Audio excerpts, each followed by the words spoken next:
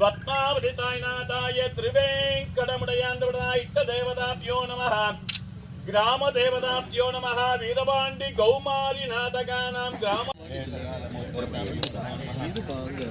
சர்வமும் ஜயதோ வித்யாகடாஜாதத்வஜம் மகாவில்லவப்ரபோ அமிர்தம் தத்தேவதாப்யோ நமோ நமः வித்யாகடாஜாதத்வஜம் மகாவில்லவப்ரபோ ஓம் நமோ ஏகதந்தாய விக்னவிநாசனே சுபசதாய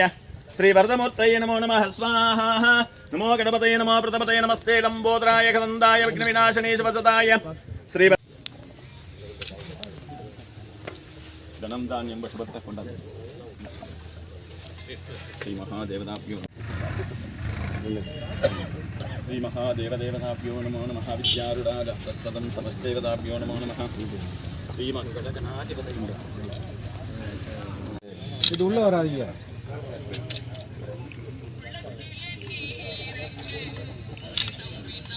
नहीं सरी सर ओम नमो गणपतये नमो प्रतपतये नमस्ते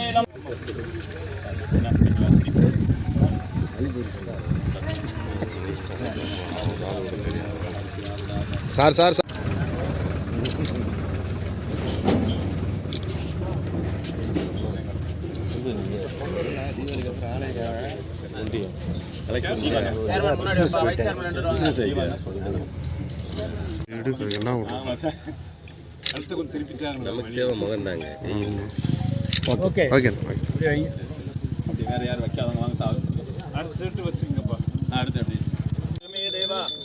सर्वहार्येषु सर्वतः मंगला गणाधिपते मूर्तिवदानां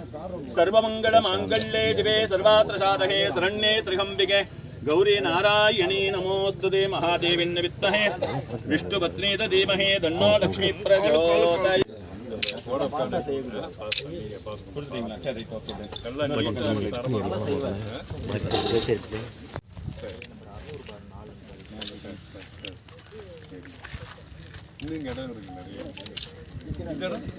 இந்த இடமும் வந்து நமக்கு அந்த பில்டிங் கேலரி கோகோ மைதானம் கால்பந்து மைதானம் இருக்கு சார் அதெல்லாம் இந்த போர்ஷன்ல வருது சார் 400 மீட்டர் ட்ராக் மட்டும்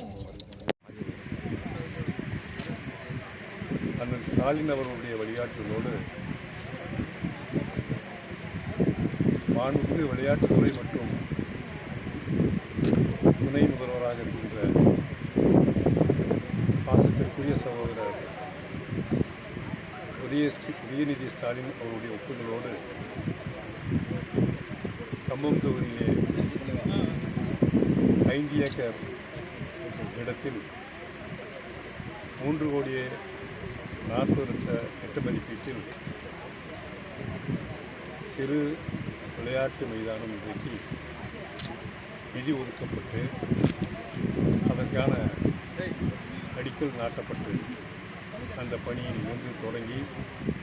3 மாதங்களில் இந்த விளையாட்டு மைதானத்தில் நிர்வாக கட்டிடம், ஓட்டப்பந்தய மைதானம்,